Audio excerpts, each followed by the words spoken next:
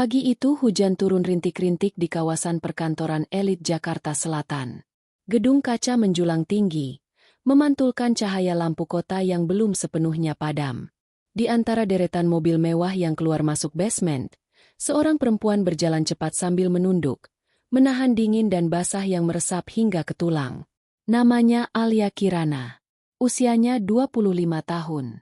Tubuhnya ramping, wajahnya cantik yang sederhana, tanpa riasan tebal, tanpa busana mahal.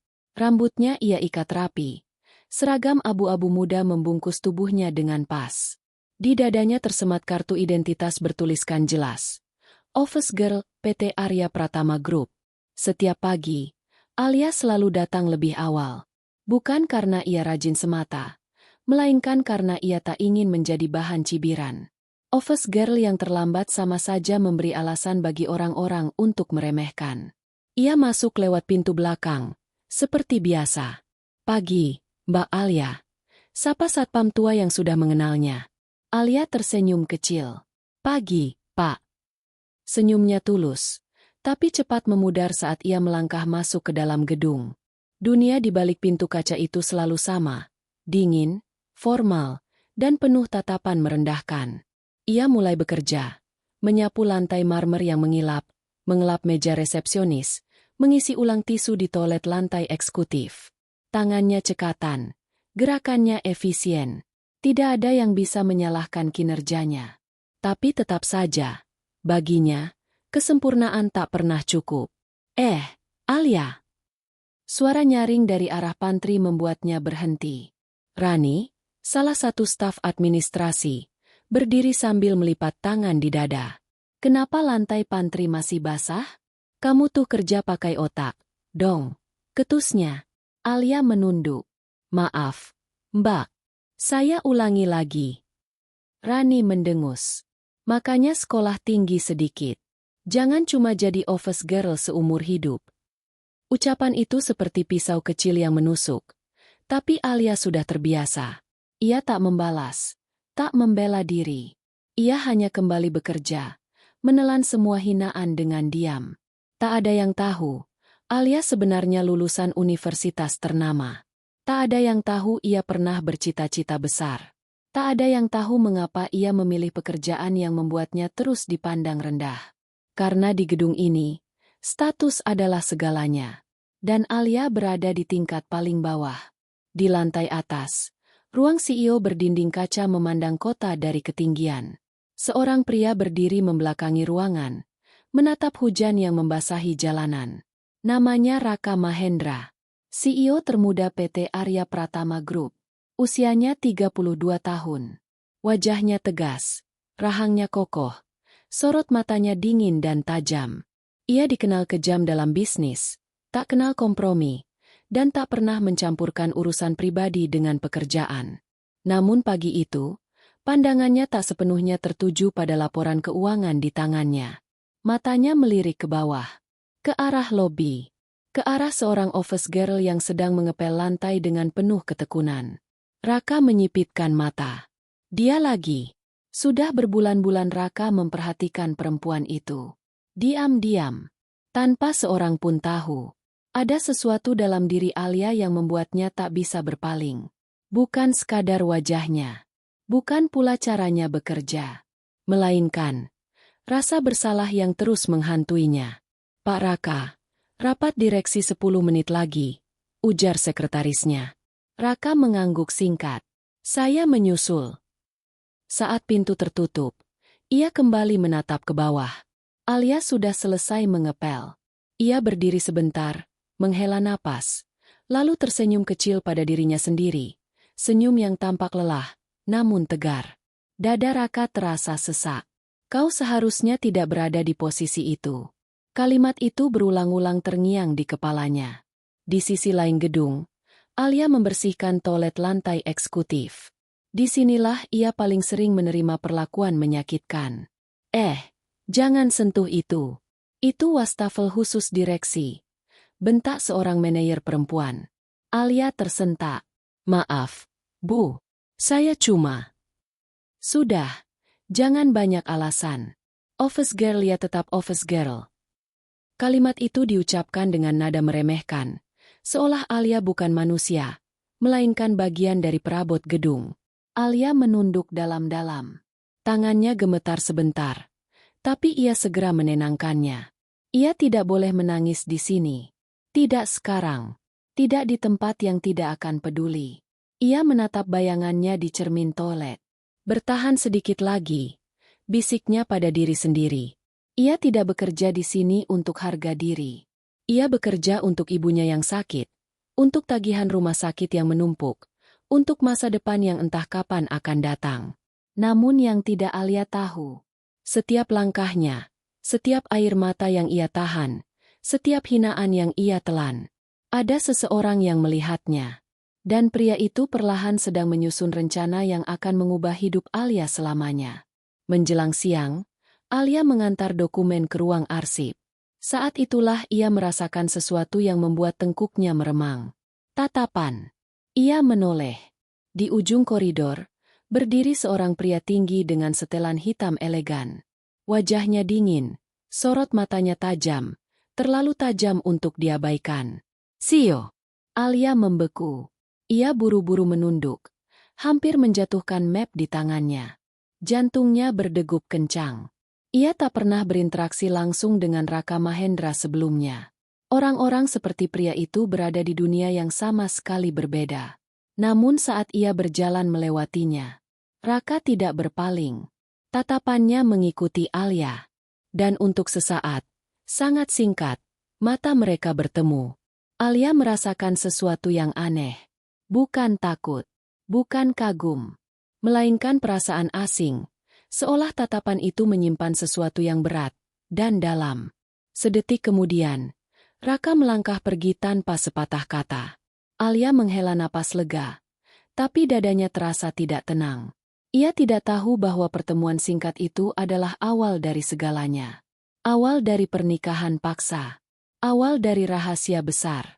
Awal dari takdir yang tak pernah ia bayangkan. Sejak pertemuan singkat di koridor itu, hidup Alia Kirana berjalan seperti biasa, setidaknya di permukaan. Ia tetap datang pagi-pagi, tetap bekerja tanpa banyak bicara, tetap menerima tatapan merendahkan seolah ia tak lebih dari bayangan yang membersihkan sisa-sisa kesibukan orang lain. Namun ada sesuatu yang berubah. Ia merasa diawasi. Bukan dengan cara menyeramkan, melainkan seperti kehadiran yang diam namun konsisten. Seperti seseorang yang memperhatikannya dari jauh, tanpa niat menyentuh, tanpa ingin diketahui. Alia mengibaskan perasaan itu. Ia menganggap dirinya hanya terlalu lelah. Di lantai teratas gedung Arya Pratama Group, Raka Mahendra duduk di balik meja kerjanya yang luas. Layar laptop menampilkan laporan keuangan perusahaan. Grafik naik turun yang menentukan nasib ribuan karyawan. Namun pikirannya tidak sepenuhnya berada di sana. Di sudut layar monitor keamanan, rekaman CCTV lobi diputar ulang. Seorang perempuan dengan seragam abu-abu terlihat sedang mengelap kaca pintu masuk. Gerakannya rapi, nyaris terlalu hati-hati, seolah ia takut melakukan kesalahan sekecil apapun. Raka menekan tombol pos. Wajah Alia terpampang jelas. Matanya sedikit menunduk. Bulu mata lentiknya bergetar halus. Ada kelelahan di sana. Kelelahan yang tidak hanya berasal dari pekerjaan fisik, melainkan dari sesuatu yang lebih dalam. "Kenapa kamu masih di sini?" gumam Raka lirih. Ia mengusap wajahnya kasar, lalu berdiri dan berjalan ke jendela. Pemandangan kota yang megah tak mampu mengusir bayangan masa lalu yang kembali menghantamnya. 8 tahun lalu. Hujan juga turun deras seperti hari ini. Seorang gadis muda berdiri di bawah lampu jalan. Matanya sembab, pakaiannya basah kuyup. Gadis itu memohon, menangis, meminta pertolongan. Namun Raka muda memilih pergi. Karena ego, karena ambisi, karena ketakutan. Dan kini, gadis itu berdiri di gedungnya, sebagai office girl. Nasib yang kejam, atau hukuman yang pantas? "Pak Raka." Suara sekretarisnya, Mira, membuyarkan lamunannya. "Ada apa?" tanya Raka tanpa menoleh. Departemen HRD melaporkan ada keluhan dari staf tentang office girl bernama Alia Kirana. Katanya dia sering berada di area eksekutif terlalu lama. Raka menegang. Keluhan. Ulangnya datar. Iya, Pak. Beberapa manajer merasa terganggu. Raka berbalik perlahan. Tatapannya dingin, membuat Mira spontan menegakkan punggung. Dia menjalankan tugasnya. Setahu saya. Iya, Pak. Lalu apa masalahnya? Mira terdiam sejenak. Mungkin, statusnya saja, Pak. Raka tertawa kecil, tawa tanpa humor. Status. Ia mengangguk pelan. Pastikan tidak ada yang mengganggunya. Maaf, Pak. Perhatikan kinerjanya. Jika ada yang melecehkan atau merendahkan tanpa alasan, laporkan langsung ke saya. Mira terkejut. Ini pertama kalinya Raka Mahendra menunjukkan ketertarikan pada seorang office girl. Baik, Pak. Saat pintu tertutup, Raka kembali duduk. Ia tahu, langkah kecil itu tidak akan cukup. Masalah Alia bukan hanya tentang perlakuan di kantor. Masalah Alia adalah dirinya. Sore hari, Alia dipanggil ke ruang HRD. Tangannya dingin saat mengetuk pintu. Masuk. Di dalam, seorang staf HRD tersenyum formal. Silakan duduk, Alia. Alia duduk dengan gugup. Ada apa, Pak? Kami hanya ingin memastikan kondisi kerjamu baik. Tidak ada yang mengganggu, kan? Alia terdiam. Pertanyaan itu sederhana, tapi tak pernah ia dengar sebelumnya. Biasanya, HRD hanya memanggil office girl jika ada masalah. Saya, baik-baik saja. Jawabnya akhirnya. Pria itu mengangguk. Kalau ada apapun, laporkan. Perusahaan tidak mentolerir perlakuan tidak pantas. Alia keluar ruangan dengan langkah limbung. Ada sesuatu yang tidak biasa. Dan entah mengapa, wajah dingin CEO itu kembali terlintas di benaknya. Malam itu, Alia pulang ke rumah kontrakan kecil di pinggiran kota. Ia langsung menuju kamar ibunya yang terbaring lemah. Ibu, Alia pulang. Ucapnya lembut.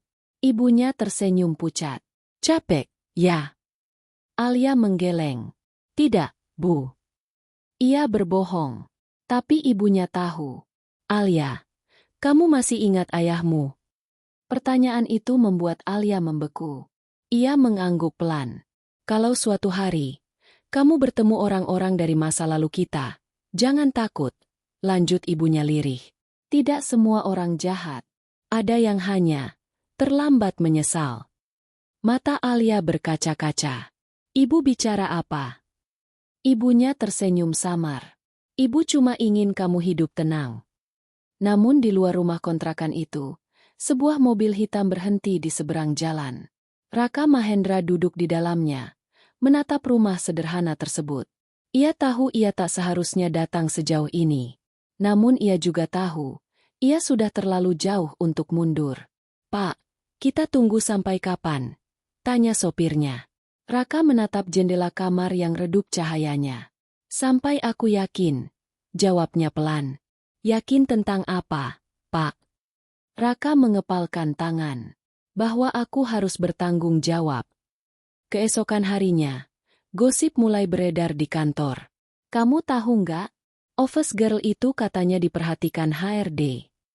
Serius? Jangan-jangan simpanan orang atas. Mana mungkin?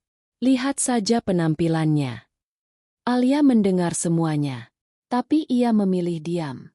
Namun yang tidak mereka ketahui, di ruang tertinggi gedung itu, seorang CEO sedang bersiap melakukan sesuatu yang akan mengguncang hidup Alia dan seluruh perusahaan.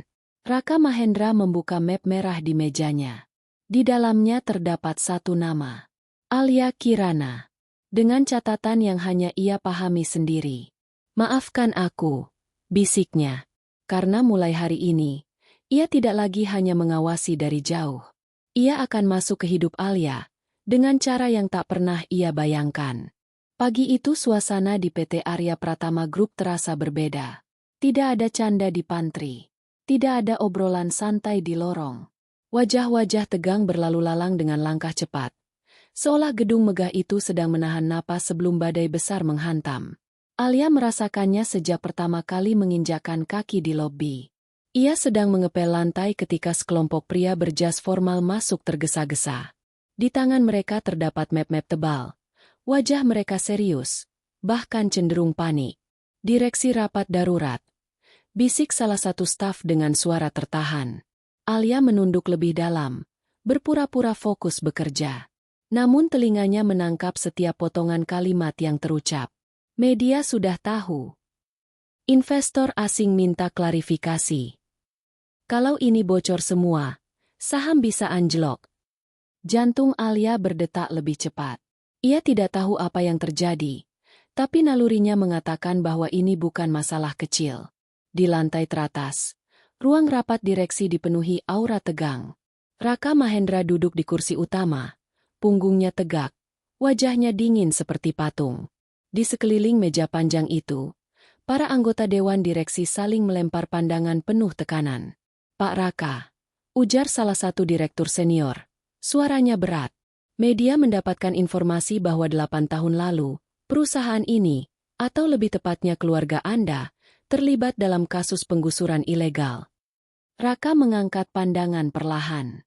Itu isu lama. Isu lama yang kembali diangkat, balas direktur lain. Dan lebih parahnya, ada korban yang disebut-sebut belum pernah mendapatkan kompensasi. Raka mengepalkan tangan di bawah meja. Ia tahu.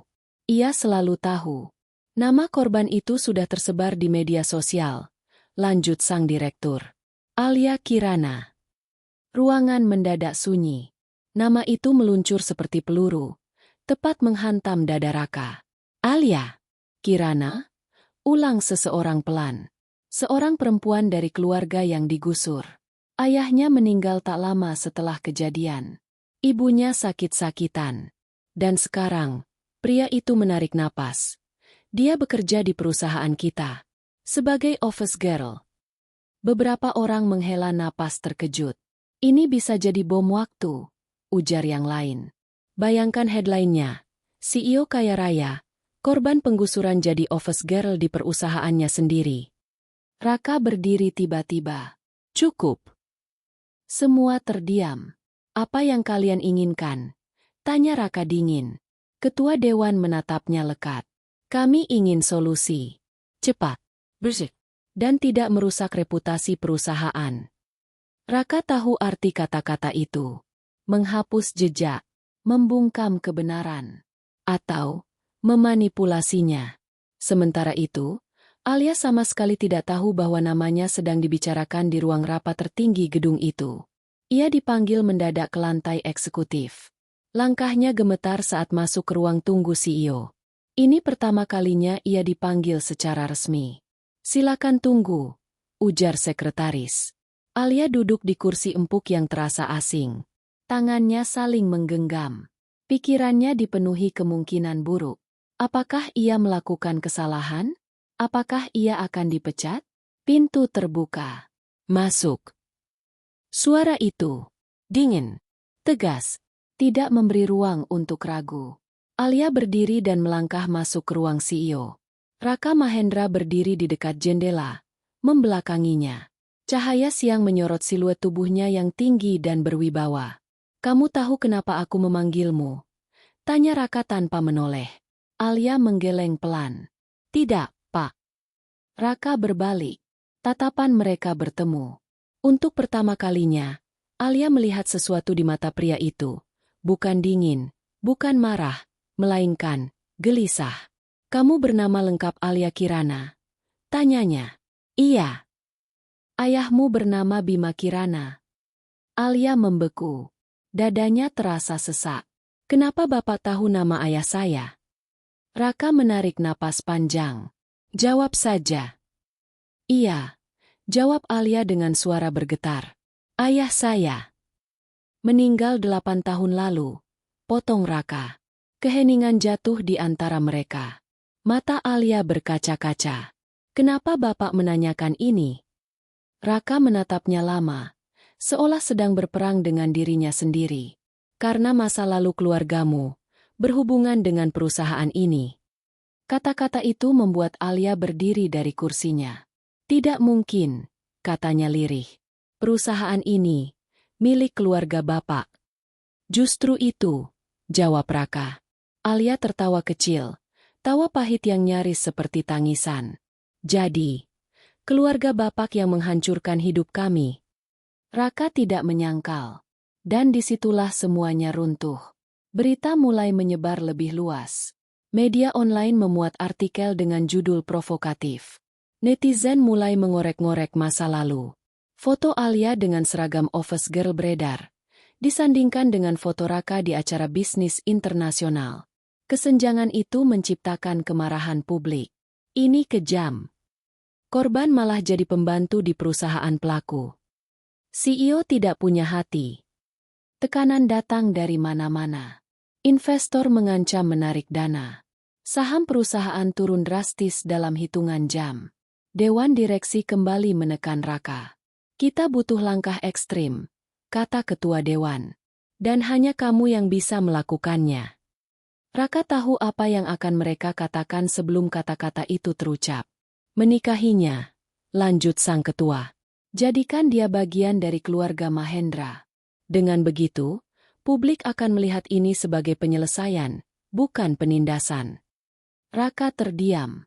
Menikah dengan Alia, perempuan yang telah ia sakiti, langsung maupun tidak.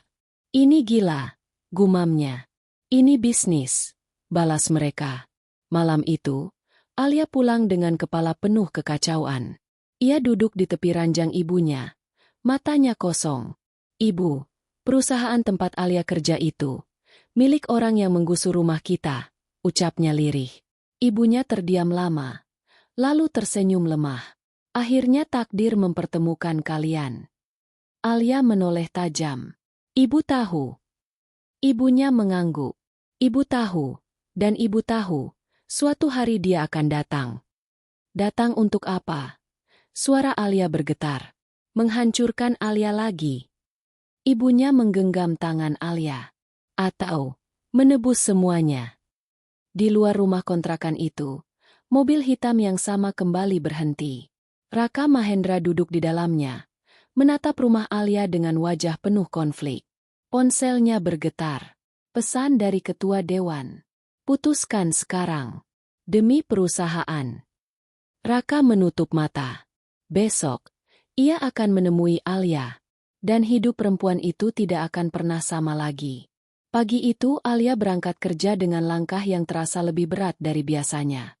Udara Jakarta masih lembab sisa hujan malam. Namun dadanya jauh lebih sesak. Semalaman ia hampir tak memejamkan mata. Bayangan wajah ayahnya, rumah mereka yang digusur, dan tatapan dingin Raka Mahendra berputar tanpa henti di kepalanya. Saat ia tiba di gedung Arya Pratama Group, suasana makin tak bersahabat. Beberapa karyawan berbisik begitu ia lewat. Tatapan yang dulu meremehkan kini berubah, menjadi penasaran, sinis, bahkan curiga. Itu dia, kan? Iya, yang korban penggusuran itu. Pantesan dari kemarin HRD baik banget sama dia. Alia menunduk. Jari-jarinya mencengkeram gagang alat pel. Ia ingin menghilang. Baru 1 jam bekerja, ia kembali dipanggil ke lantai eksekutif. Kali ini apa lagi? Gumamnya pelan. Di ruang CEO, Raka Mahendra berdiri di depan meja besar dari kayu gelap. Setelan hitamnya tampak sempurna, tapi raut wajahnya tidak setenang biasanya. Lingkar gelap di bawah matanya menjadi bukti bahwa ia pun tak tidur semalaman. Saat Alia masuk, langkahnya terhenti beberapa meter dari pintu. Silakan duduk, kata Raka. Alia tidak duduk. Kalau Bapak memanggil saya untuk membahas masa lalu keluarga saya rasa kemarin sudah cukup, ucap Alia dengan suara tertahan. Saya ingin bekerja dengan tenang. Raka menatapnya lama. Duduk, Alia. Nada suaranya tidak keras, tapi mengandung tekanan yang membuat Alia akhirnya menurut. Raka menarik napas panjang, lalu berkata pelan. Apa yang terjadi 8 tahun lalu adalah kesalahan besar. Kesalahan keluarga saya, dan kesalahan saya. Alia tersenyum pahit. Ayah saya meninggal, Pak. Rumah kami hancur. Hidup kami berubah selamanya. Apa kata? Kesalahan, cukup untuk itu. Raka terdiam. Tidak ada jawaban yang bisa menebus semuanya. Apa yang Bapak inginkan dari saya? Tanya Alia akhirnya. Uang? Diam? Atau Bapak mau saya keluar supaya cerita ini berhenti? Raka menggeleng perlahan. Aku ingin menyelesaikannya. Alia tertawa kecil, nyaris histeris. Menyelesaikan? Dengan cara apa? Raka melangkah mendekat. Jarak mereka kini hanya beberapa langkah. Aku akan menikahimu. Kalimat itu jatuh seperti petir di siang bolong. Alia membeku. Apa? Suaranya nyaris tak terdengar. Menikah denganku. Ulang Raka tegas. Itu satu-satunya cara menghentikan skandal ini. Publik akan melihat kita sebagai keluarga, bukan pelaku dan korban. Beberapa detik Alia hanya menatapnya kosong. Lalu ia berdiri mendadak. Bapak sudah gila. Bentaknya. Setelah menghancurkan hidup keluarga saya, sekarang Bapak mau membeli saya dengan pernikahan. Raka tidak membalas kemarahannya. Ini bukan membeli, katanya datar. Ini tanggung jawab. Tidak. Mata Alia memerah. Ini pemaksaan. Raka mengepalkan tangan. Kau pikir aku ingin melakukan ini? Kalau tidak ingin, jangan, teriak Alia. Saya tidak pernah minta lahir dari keluarga miskin. Saya tidak pernah minta ayah saya mati. Dan saya pasti tidak pernah minta dinikahi oleh orang yang menghancurkan hidup kami. Kata-kata itu menghantam Raka tepat di dadanya. Namun ia tetap berdiri tegak. Alia, ucapnya lebih pelan, hampir seperti permohonan. Perusahaan ini akan runtuh. Ribuan orang akan kehilangan pekerjaan. Ibuku akan terseret ke pengadilan. Dan kamu akan menjadi simbol kemarahan publik. Apa hubungannya dengan saya? Alia mengepalkan tangan. Kenapa saya yang harus menanggung semuanya? Karena namamu sudah ada di mana-mana, jawab Raka. Dan karena aku tidak akan membiarkanmu diseret sendirian. Alia tertawa pahit lagi. Oh, sekarang Bapak jadi pahlawan. Raka terdiam lama sebelum akhirnya berkata, aku bersalah. Alia keluar dari ruang CEO dengan kaki gemetar. Dunia di sekelilingnya terasa berputar. Ia langsung menuju tangga darurat, menghindari tatapan siapapun. Menikah. Kata itu terasa absurd. Ia hanya office girl. Ia hidup dari gaji pas-pasan. Dunia Raka Mahendra adalah dunia yang tak pernah ia impikan, bahkan tak pernah ia inginkan. Namun malam itu, keadaan semakin menekan. Media mulai mengejar Alia. Beberapa wartawan terlihat di depan gedung kontrakannya. Teleponnya berdering tanpa henti. Nomor tak dikenal, pesan ancaman, juga tawaran uang agar ia mau bekerja sama. Ibunya yang lemah mulai batuk keras. Ibu jangan dengarkan apapun di luar, ujar Alia sambil menahan air mata. Ibunya menggenggam tangannya erat. Alia, hidup kita sudah lama hancur. Kalau sekarang kamu punya kesempatan menghentikan semuanya, pikirkan baik-baik. Apa maksud ibu? Suara Alia bergetar.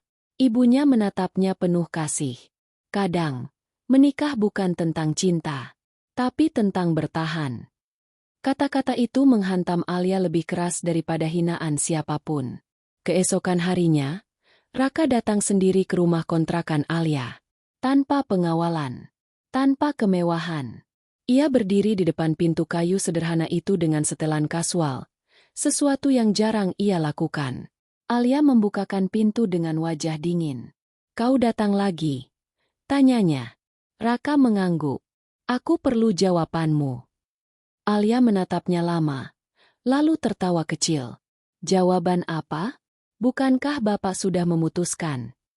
Aku tidak akan memaksamu tanpa persetujuanmu, kata Raka. Omong kosong, balas Alia tajam. Semua keadaan memaksa saya.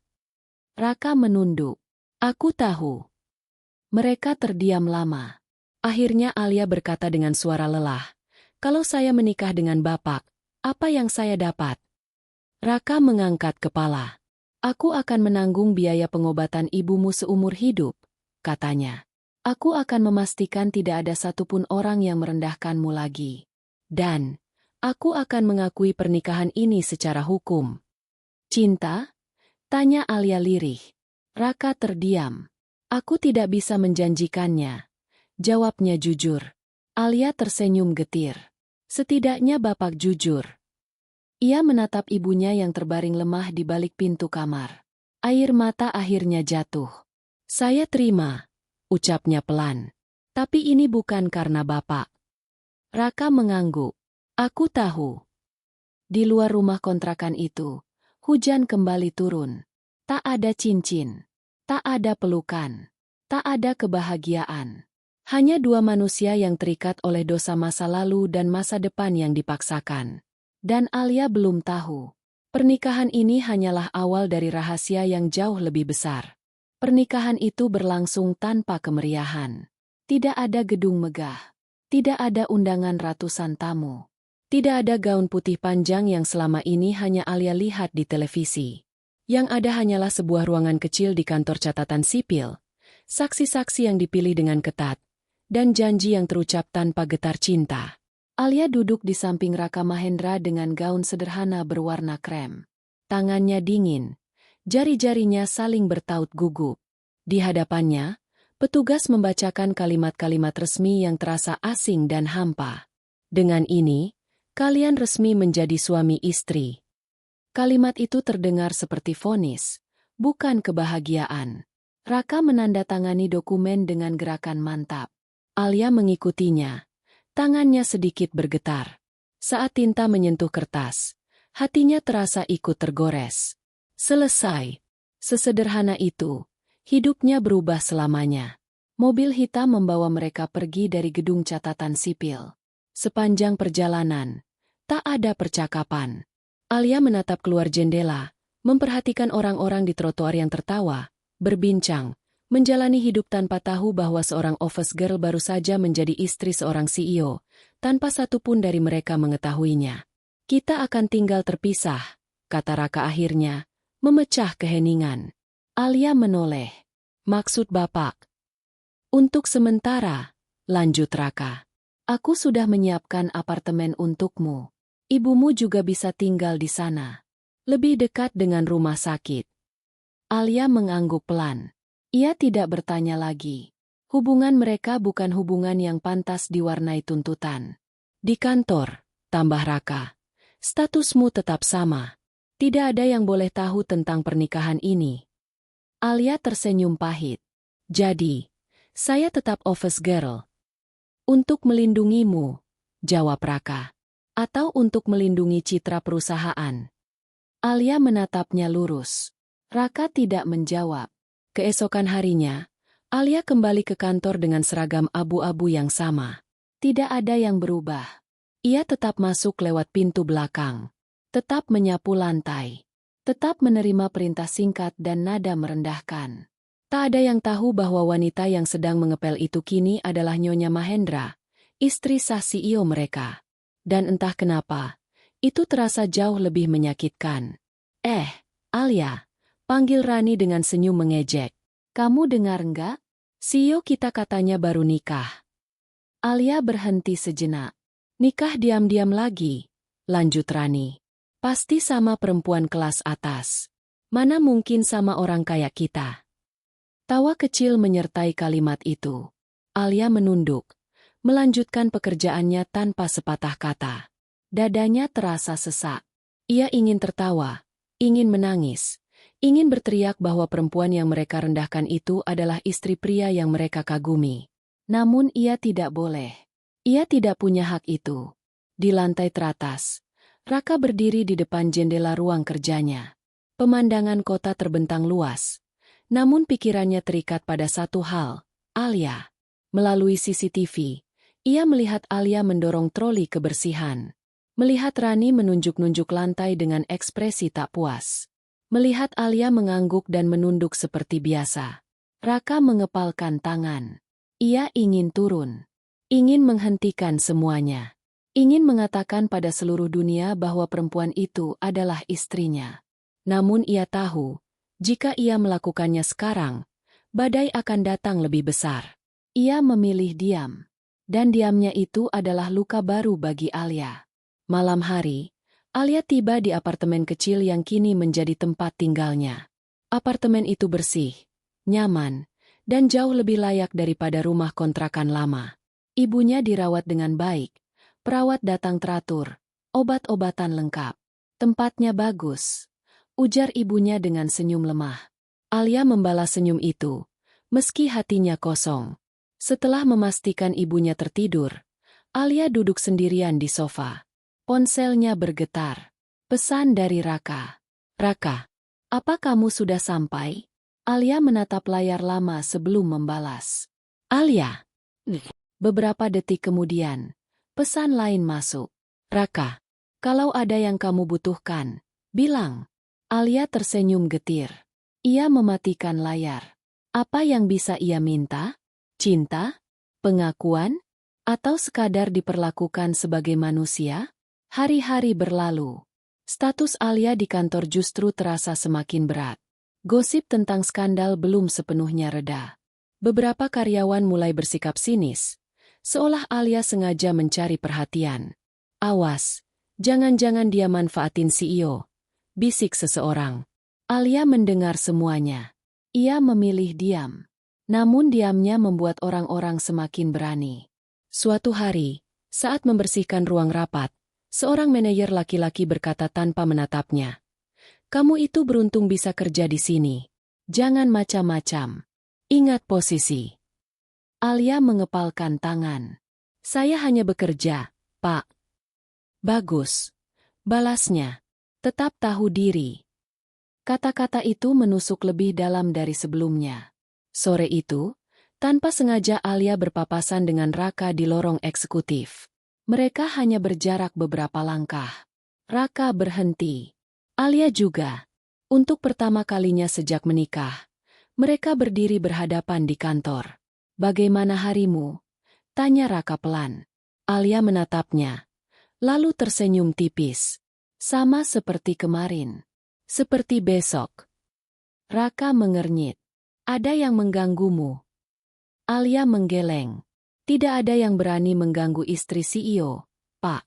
Karena tidak ada yang tahu saya istri CEO. Kalimat itu diucapkan datar, namun tajam. Raka terdiam. Alia, katanya pelan. Tidak apa-apa. Potong Alia. Ini yang kita sepakati. Raka ingin mengatakan sesuatu, tapi langkah kaki orang lain terdengar mendekat. Alia langsung menunduk dan melangkah pergi, kembali menjadi office girl di mata dunia. Raka menatap punggungnya dengan perasaan yang tak pernah ia kenal sebelumnya. Bukan rasa bersalah, bukan tanggung jawab, melainkan takut kehilangan. Malam itu, Raka berdiri sendirian di apartemennya. Ia membuka laci meja, mengambil sebuah dokumen lama, foto seorang gadis muda dengan senyum polos. Alia. 8 tahun lalu. Ia menutup mata. Maafkan aku, bisiknya. Aku berjanji, ini tidak akan selamanya. Namun di sisi lain kota, Alia menatap langit malam dari balkon apartemennya. Air mata jatuh tanpa suara. Ia telah menjadi istri seorang CEO. Namun dalam hidupnya, ia belum pernah merasa sendirian seperti sekarang. Dan ia belum tahu. Rahasia terbesar Raka Mahendra belum sepenuhnya terungkap. Pernikahan itu telah berjalan 3 minggu. 3 minggu Alia hidup dengan status yang tak bisa ia ucapkan pada siapapun. 3 minggu menjadi istri seorang CEO tanpa satu pun sentuhan kehangatan. Dan 3 minggu pula ia belajar bahwa kesepian tidak selalu berarti sendirian. Kadang justru terasa paling menyakitkan saat hidup berdampingan. Apartemen itu tenang. Terlalu tenang. Raka menempati unit penthouse di lantai atas, sementara Alia dan ibunya tinggal di lantai bawah, unit yang terpisah. Keputusan itu datang dari Raka sendiri, dengan alasan agar Alia lebih nyaman. Namun Alia tahu, kenyamanan bukan alasan sebenarnya. Itu jarak. Itu tembok. Setiap pagi, Alia berangkat kerja seperti biasa. Ia tetap office girl, tetap mengenakan seragam abu-abu. Namun kini, ada mobil perusahaan yang menjemputnya, tanpa logo, tanpa sopir tetap. Semua dilakukan diam-diam. Raka memperhatikannya dari kejauhan. Ia melihat Alia berdiri di depan cermin kecil di apartemennya, merapikan rambut, memastikan wajahnya tetap tenang sebelum menghadapi dunia yang tidak pernah ramah. "Kamu tidak perlu ke kantor lagi," ujar Raka suatu pagi saat Alia bersiap pergi. Alia menoleh. "Kenapa? Kita sudah menikah." Alia tertawa kecil. "Dan justru karena itu saya harus tetap bekerja." "Orang-orang tidak tahu," potong Alia tegas. "Dan saya ingin tetap seperti ini." Raka menatapnya lama. "Kamu tidak perlu membuktikan apapun." Alia mengancingkan seragamnya dengan rapi. "Saya membuktikan pada diri saya sendiri." Ia pergi sebelum Raka sempat berkata lebih banyak. Raka berdiri terpaku, menyadari bahwa ia tidak sedang berhadapan dengan perempuan lemah yang bisa ia lindungi dengan uang dan status. Alia memiliki temboknya sendiri, dan jauh lebih kokoh. Di kantor, tekanan tidak mereda. Beberapa rekan kerja semakin berani. Mungkin karena gosip, mungkin karena rasa iri, atau mungkin karena mereka tahu Alia tidak pernah melawan. "Kamu kok makin sering ke lantai eksekutif?" sindir Rani suatu siang. Alia menatapnya tenang. "Itu bagian dari tugas saya." "Jangan-jangan kamu dekat sama Pak Raka?" Rani tertawa kecil, diikuti beberapa orang lain. Alia tersenyum tipis. "Kalau saya dekat dengan CEO, saya tidak akan berdiri di sini." Tawa mereka berhenti seketika. Namun di balik ketenangan Alia, hatinya terkoyak sedikit demi sedikit. Malam hari, Alia pulang dengan tubuh lelah dan pikiran kosong. Ia menemukan Raka duduk di ruang tamu unitnya. Jasnya tergeletak di sofa, dasi longgar di leher. "Kamu pulang terlambat," kata Raka. "Ada pekerjaan tambahan," jawab Alia singkat. Raka berdiri. "Kita perlu bicara." Alia menatapnya waspada. "Tentang apa?" "Tentang kita." Kata itu terasa asing. Alia duduk perlahan. "Silakan." Raka menghela napas. "Pernikahan ini, aku tahu berat untukmu. Berat juga untuk Bapak," balas Alia datar. Raka terdiam. "Aku tidak tahu bagaimana caranya mencintai." Alia menatapnya langsung. "Tidak perlu. Kita tidak menikah karena cinta." Kejujuran itu menyakitkan bagi keduanya. "Alia," suara Raka merendah, "aku tidak ingin kamu menderita." "Namun saya menderita," jawab Alia pelan. "Setiap hari." Raka melangkah mendekat. "Aku bisa mengubah semuanya. Aku bisa mengumumkan." "Jangan," potong Alia cepat. "Belum." "Kenapa?" Alia mengepalkan tangan. "Karena saya tidak mau dikenal sebagai perempuan yang naik status karena menikahi CEO. Saya ingin orang menghormati saya, bukan kasihan pada saya." Raka menatapnya lama. Ada kekaguman yang tak bisa ia sembunyikan. "Kamu lebih kuat dari yang aku kira," katanya lirih. Alia tersenyum pahit. "Karena saya tidak punya pilihan lain." Malam itu, untuk pertama kalinya sejak menikah, mereka berada di satu ruangan yang sama lebih lama dari 10 menit. Keheningan terasa canggung. Raka berdiri di dekat jendela, sementara Alia duduk di sofa dengan tangan terlipat. Jarak di antara mereka hanya beberapa meter, namun terasa seperti jurang. "Alia," kata Raka tiba-tiba, "kamu ingat malam 8 tahun lalu?" Alia menegang. "Malam hujan. Di depan rumah yang akan digusur," lanjut Raka. Alia berdiri perlahan. "Kenapa Bapak menanyakannya sekarang?" "Karena aku ada di sana." Kalimat itu membuat Alia membeku. "Apa maksud Bapak?"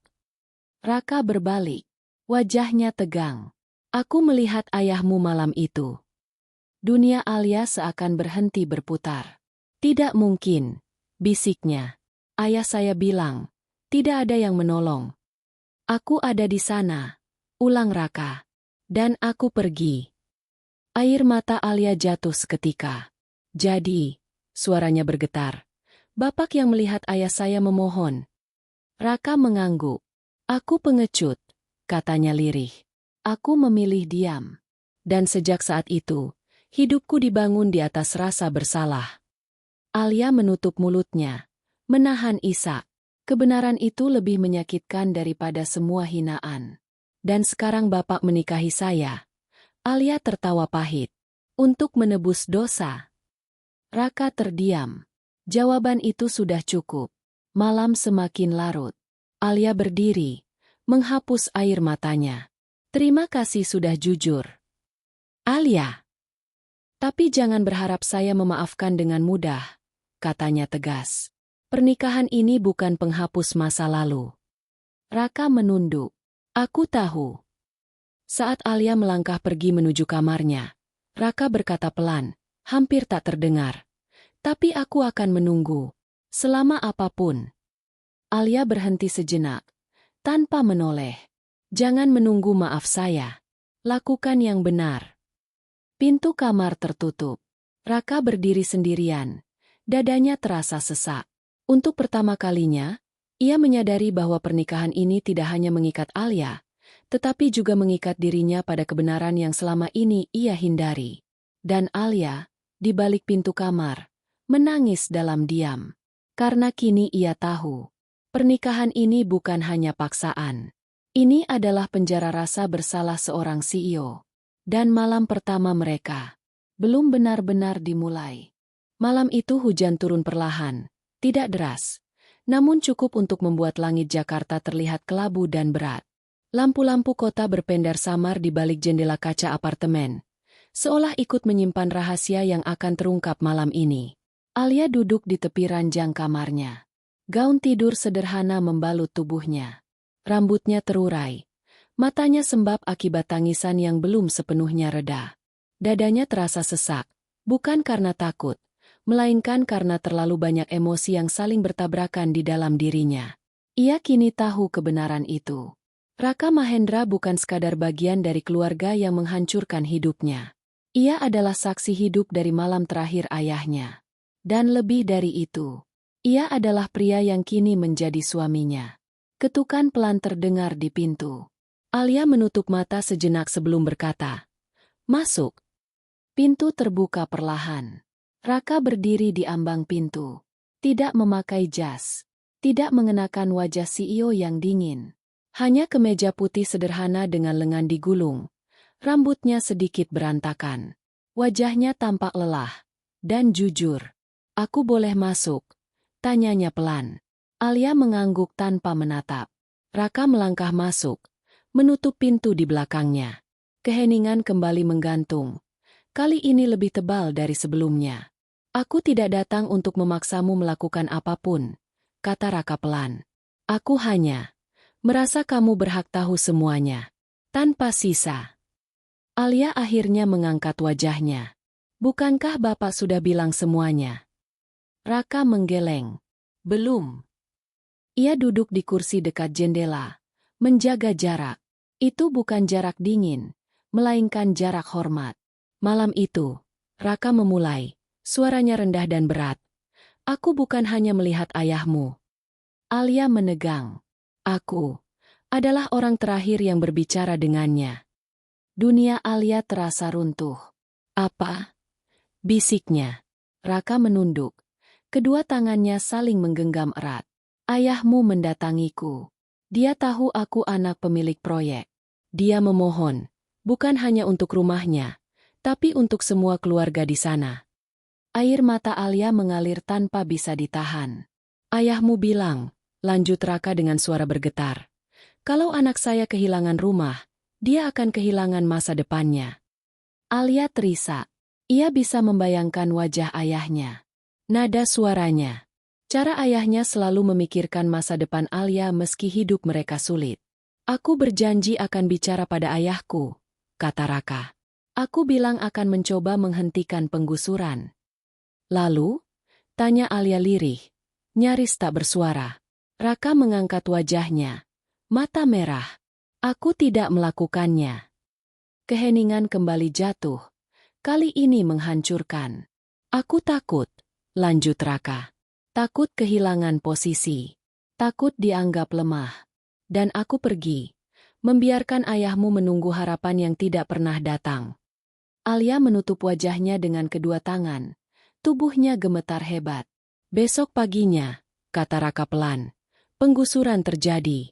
Dan ayahmu jatuh pingsan di tengah keributan. Tangis Alia pecah. Ayah saya meninggal karena patah hati, isaknya. Karena percaya pada janji yang tidak ditepati. Raka berdiri, namun tetap menjaga jarak. Dan sejak saat itu, katanya lirih, aku hidup dengan satu keyakinan. Aku tidak pantas bahagia sebelum memperbaiki kesalahanku. Alia mengangkat wajahnya. Matanya penuh luka. Lalu bapak menikahi saya karena itu. Tanyanya. Karena rasa bersalah. Raka terdiam lama. Awalnya, iya, jawabnya jujur. Aku ingin melindungimu. Menebus semuanya. Dan sekarang, suara Alia bergetar. Raka menatapnya lurus. Sekarang aku tahu, aku sudah jatuh cinta. Kata-kata itu tidak diucapkan dengan dramatis. Tidak dengan janji manis. Tapi dengan kejujuran yang telanjang dan menyakitkan. Alia tertawa kecil di tengah tangisnya. Lucu ya, saya justru jatuh cinta pada pria yang menghancurkan hidup saya. Raka menggeleng cepat. Kamu tidak berutang apapun padaku. Tidak cinta. Tidak maaf. Bahkan tidak pernikahan ini. Alia berdiri perlahan. Untuk pertama kalinya, jarak di antara mereka mengecil. Bukan karena hasrat, melainkan karena kebenaran. Apa bapak tahu? Ucap Alia pelan. Kenapa saya masih bertahan? Raka menggeleng. Karena ayah saya selalu bilang, lanjut Alia, orang yang menyesal sepenuh hati, masih pantas diberi kesempatan. Raka terkejut. Ayah saya meninggal karena percaya, Alia melanjutkan. Dan saya ingin percaya satu kali lagi. Air mata Raka jatuh. Bukan sebagai CEO. Bukan sebagai pria berkuasa. Melainkan sebagai manusia yang akhirnya runtuh. Alia, suaranya serak. Aku tidak akan menyentuhmu malam ini. Atau kapanpun. Sampai kamu sendiri yang siap. Alia menatapnya lama. Terima kasih, katanya lirih. Malam itu, mereka tidak berbagi ranjang. Namun untuk pertama kalinya, mereka berbagi kejujuran. Alia tertidur dengan mata bengkak. Namun hatinya sedikit lebih ringan. Bukan karena luka sembuh, melainkan karena kebenaran akhirnya berhenti bersembunyi. Dan Raka, di ruang tamu apartemen itu, duduk menatap hujan yang tak kunjung reda. Ia tahu, malam pertama mereka bukan tentang tubuh, melainkan tentang pengakuan dosa, tentang cinta yang lahir dari penyesalan, dan tentang perjuangan panjang untuk dimaafkan. Namun Alia belum tahu satu hal, bahwa pengakuan Raka malam ini akan membuka pintu konflik yang jauh lebih besar. Karena masa lalu tidak hanya menyimpan luka, tetapi juga musuh. Pagi datang dengan langit kelabu, seolah kota Jakarta masih enggan melepaskan sisa hujan semalam.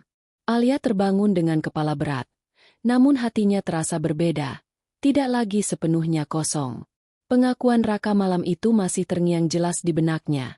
Menyakitkan, tapi juga jujur. Ia bangkit dari ranjang, berjalan ke dapur kecil apartemen. Aroma kopi samar tercium. Raka sudah lebih dulu bangun. Pria itu berdiri membelakangi Alia, mengenakan kemeja putih dan celana gelap. Bahunya tampak tegang, seperti seseorang yang memikul beban tak terlihat. Pagi, ucap Alia pelan. Raka menoleh. Untuk sesaat, tatapan mereka bertemu, canggung, namun tidak lagi sedingin sebelumnya. Pagi, jawab Raka. Aku membuat kopi. Kalau kamu mau. Alia mengangguk. Ia duduk di kursi makan, memperhatikan gerak Raka yang rapi namun tampak gelisah. Malam tadi, Raka memulai, lalu terdiam. Tidak perlu dibahas. Potong Alia lembut. Kita hadapi hari ini saja. Raka menatapnya, seolah baru menyadari bahwa perempuan di depannya jauh lebih dewasa dari luka yang ia tanggung. Namun ketenangan pagi itu tidak bertahan lama. Di kantor Arya Pratama Group, suasana kembali bergolak. Raka baru saja memasuki ruang rapat direksi ketika sekretarisnya, Mira, berlari kecil menyusul. "Pak Raka," katanya cemas. "Ada tamu dari komisi audit dan satu orang dari media investigasi." Raka berhenti melangkah.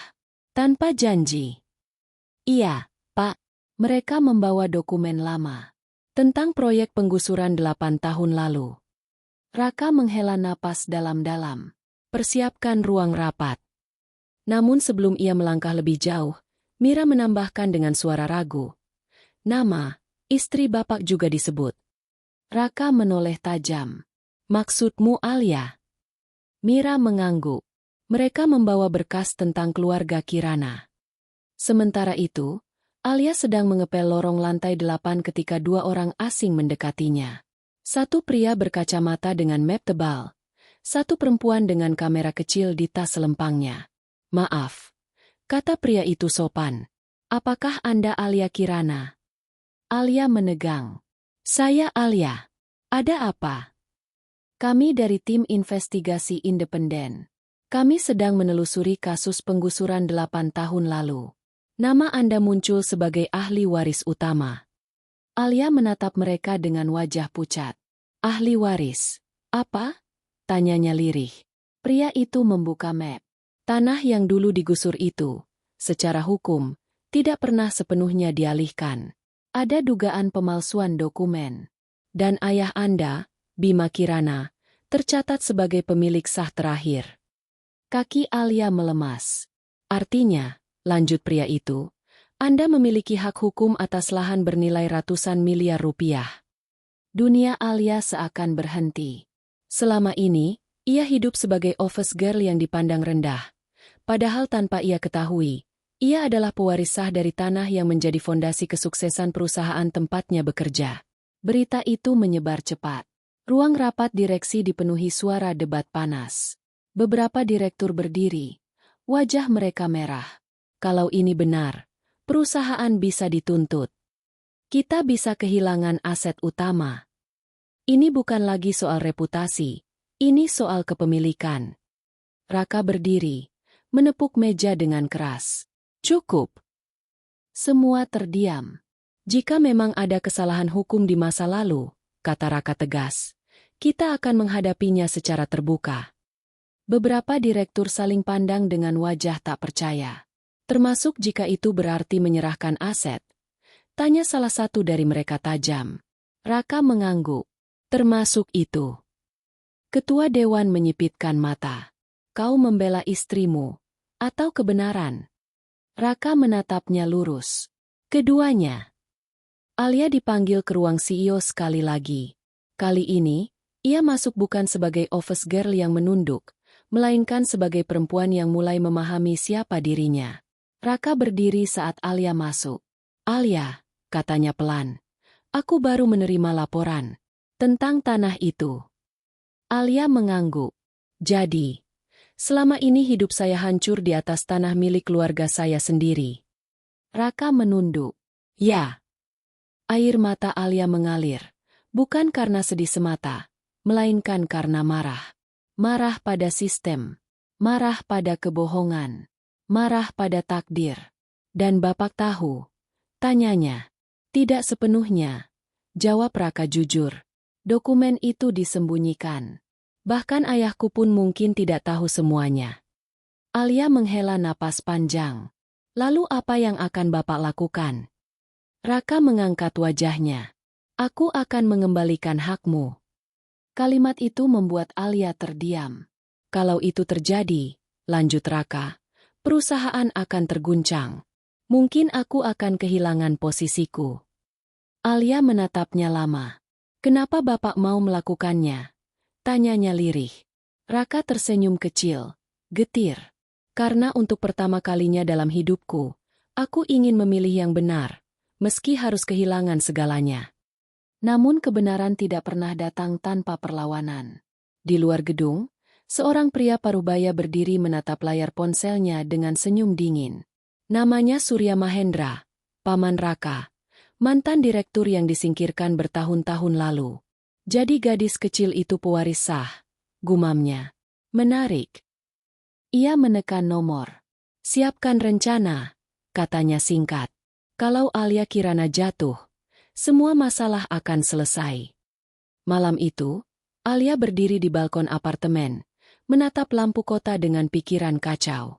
Raka berdiri di sampingnya, tidak menyentuh, hanya menemani. Aku tidak pernah ingin kekayaan, kata Alia pelan. Aku hanya ingin hidup tenang. Raka menoleh. Dan justru karena itu, kamu pantas mendapatkan semuanya. Alia tersenyum tipis. Namun di kejauhan, bahaya mulai mengintai. Karena ketika identitas tersembunyi terungkap, bukan hanya kebenaran yang muncul, melainkan juga orang-orang yang siap menghancurkannya. Hari itu hujan turun tanpa jeda, seolah langit Jakarta ikut menumpahkan amarahnya. Di dalam gedung Arya Pratama Group, suasana jauh lebih gelap daripada cuaca di luar. Alia berdiri di depan cermin toilet lantai eksekutif. Wajahnya pucat, namun matanya tidak lagi sama seperti beberapa bulan lalu. Tidak lagi mata seorang office girl yang hanya tahu menunduk. Ada ketegasan di sana. Ada keberanian yang lahir dari kebenaran. Namun keberanian itu hari ini diuji habis-habisan. Semua bermula dari berita yang meledak pagi itu. Pewaris sah lahan strategis ternyata istri CEO. Pernikahan atau manipulasi? CEO muda diduga menikahi korban demi menyelamatkan bisnis. Nama Alia dan Raka terpampang di mana-mana. Foto pernikahan sipil mereka bocor ke publik. Tidak ada lagi rahasia. Di kantor, bisik-bisik berubah menjadi tatapan terang-terangan. Beberapa karyawan memandang Alia dengan kagum, sebagian dengan iri, dan tidak sedikit dengan kebencian. Jadi selama ini dia istri Pak Raka. Pantas aja dia sering ke lantai atas. Licik juga ya, pura-pura miskin. Setiap kata seperti pisau. Alia berjalan melewati lorong dengan kepala tegak, meski dadanya nyeri. Ia tidak lagi menyamar. Ia tidak lagi bersembunyi. Namun rasa sakit tetap sama. Di ruang rapat utama, situasi hampir tak terkendali. Surya Mahendra duduk santai di ujung meja. Senyum tipis menghiasi wajahnya. Pria itu mengenakan setelan mahal. Rambutnya tersisir rapi, seperti seseorang yang sudah menyiapkan kemenangan. Ini luar biasa, katanya dengan nada mengejek. Keponakanku menikahi pewaris sah lahan bernilai ratusan miliar. Dramatis, romantis, atau manipulatif. Raka berdiri dengan wajah dingin. Kau yang membocorkan dokumen itu ke media. Surya tertawa kecil. Aku hanya membantu kebenaran menemukan jalannya. Kebenaran versi siapa? Bentak salah satu direktur. Surya menyandarkan tubuhnya. Versi yang menyelamatkan perusahaan dari kepemimpinan emosional. Ia menoleh ke Raka. Kau terlalu lemah, Raka. Kau jatuh cinta pada rasa bersalahmu sendiri. Raka mengepalkan tangan. Jangan libatkan Alia. Justru dialah pusatnya, balas Surya tajam. Tanpa dia, kita tidak akan berada di situasi ini. Ketua Dewan menghela napas berat. Situasi sudah terlalu jauh. Publik menekan. Investor menunggu keputusan. Semua mata tertuju pada Raka. Ada dua pilihan, lanjut Ketua Dewan. Pertama, perusahaan mengakui kesalahan masa lalu, menyerahkan sebagian aset pada Alia Kirana, dan CEO, kamu, mundur. Atau kedua, kita buktikan pernikahan ini rekayasa, dan Alia Kirana diposisikan sebagai pihak yang memeras perusahaan. Ruangan hening. Dua pilihan itu sama-sama menghancurkan. Alia dipanggil ke ruang rapat beberapa jam kemudian. Saat ia masuk, semua mata menoleh padanya. Tidak ada lagi yang memanggilnya office girl. Namun tatapan mereka jauh lebih kejam dari sebelumnya. Alia berdiri di samping Raka. Surya menatapnya penuh perhitungan. Nona Alia, izinkan saya bertanya langsung. Alia mengangguk. Silakan. Apakah pernikahan Anda dengan Raka Mahendra murni karena cinta, atau karena Anda tahu siapa diri Anda sebenarnya? Pertanyaan itu menusuk tepat ke jantung. Alia menatap Raka sekilas, lalu kembali menatap Surya. Saya menikah karena dipaksa oleh keadaan, jawabnya jujur. Bukan karena harta. Bukan karena status. Surya tersenyum puas. Dengar itu, bahkan istrinya sendiri mengaku. Raka menoleh tajam. Cukup. Alia mengangkat tangannya perlahan. Biarkan saya bicara. Ia melangkah maju satu langkah. Saya tidak pernah tahu tentang tanah itu, lanjut Alia. Saya hidup miskin, bekerja sebagai office girl, dihina setiap hari, dan saya menerimanya. Beberapa orang terdiam. Kalau saya ingin memeras perusahaan, suara Alia menguat. Saya tidak akan membersihkan toilet gedung ini. Keheningan menyelimuti ruangan. Surya mendengus. Pidato emosional tidak mengubah fakta. Alia menatapnya tajam. Fakta bahwa keluarga Anda merampas hak keluarga saya. Surya menyipitkan mata. Hati-hati dengan tuduhan. Hati-hati dengan karma, balas Alia tenang.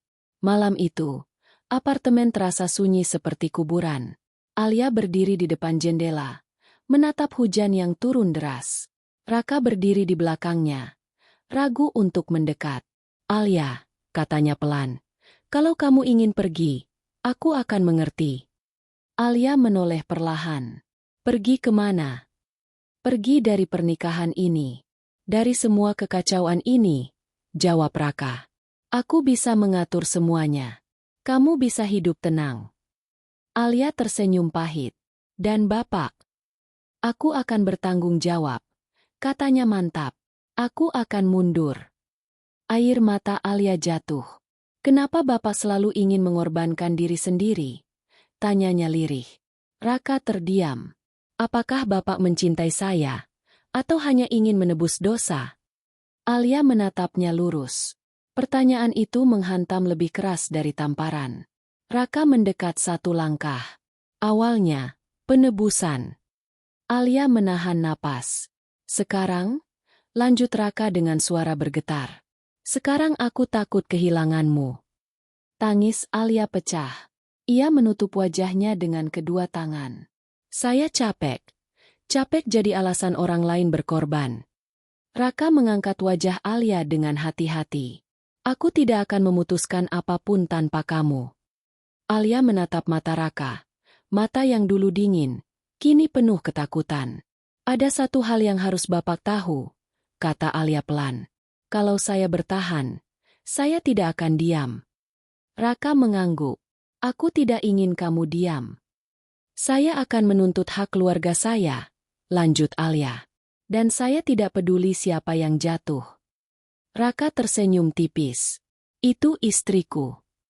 Untuk pertama kalinya, Alia tidak menepis sebutan itu.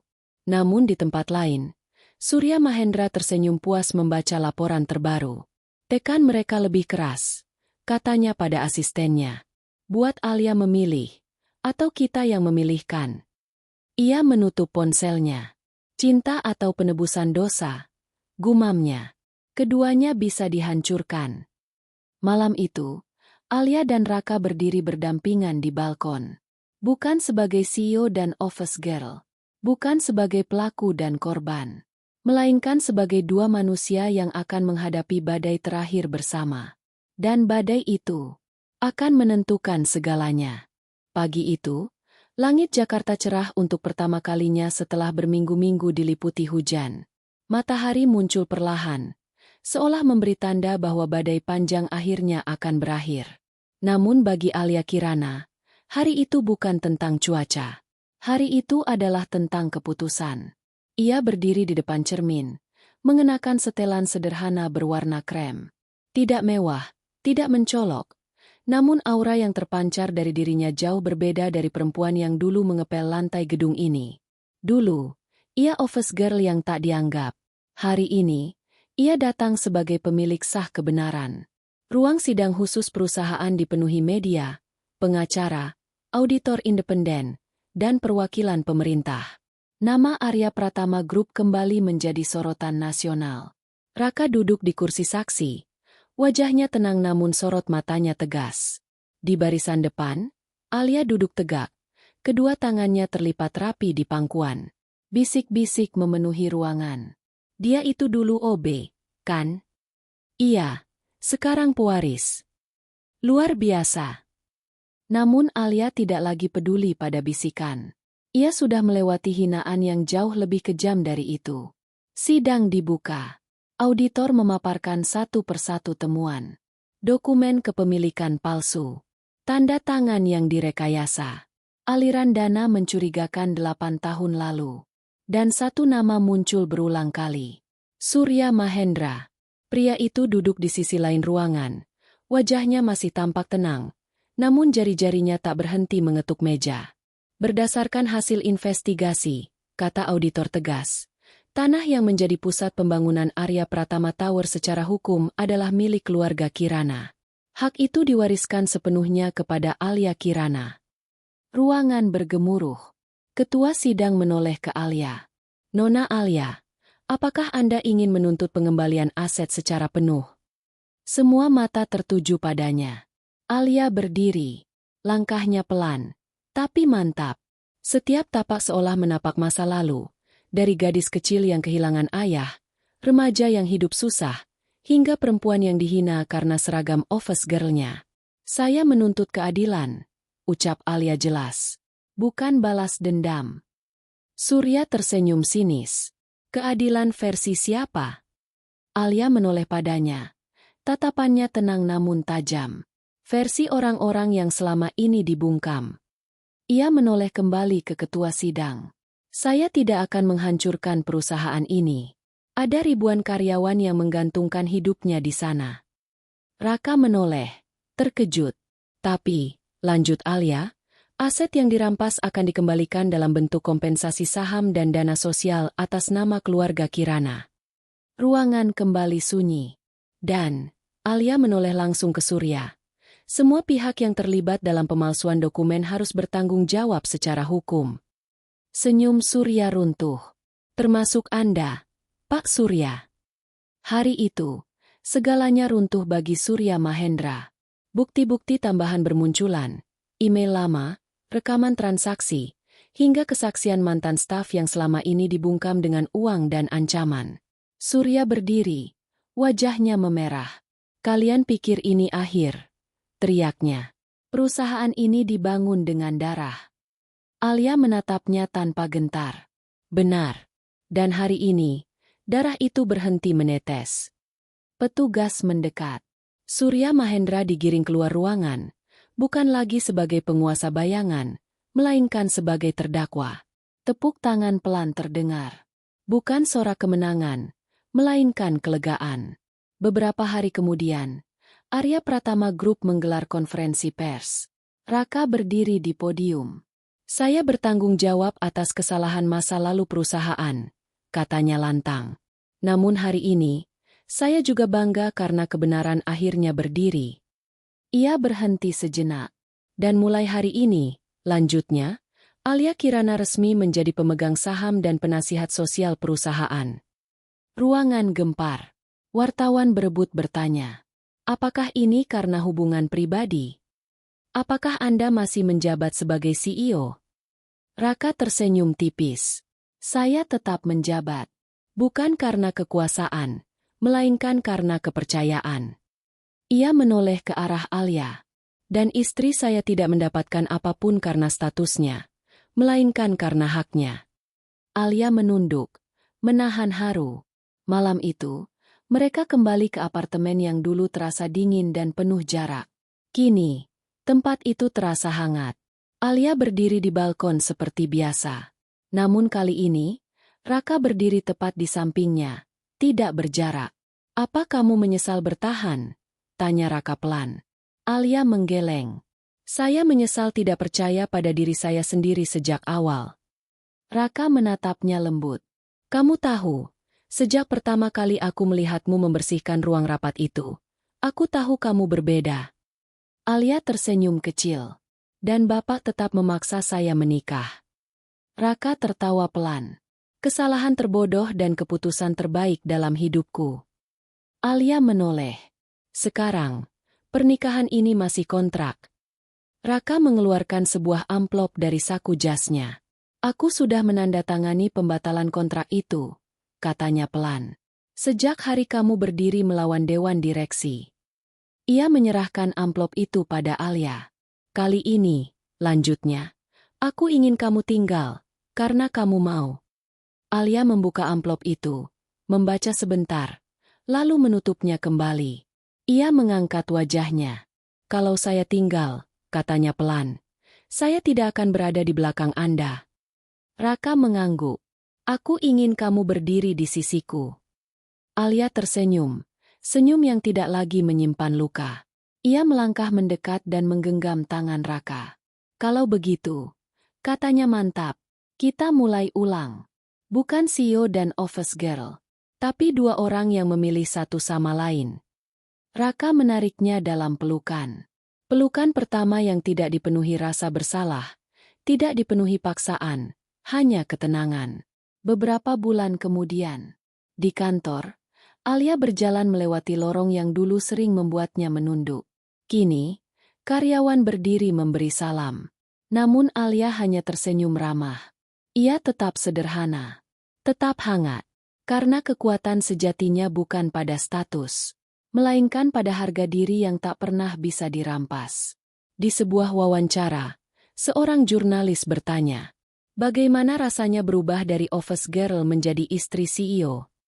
Alia tersenyum tenang. Saya tidak berubah, jawabnya. Saya hanya berhenti membiarkan orang lain meremehkan saya. Raka menatapnya dengan bangga.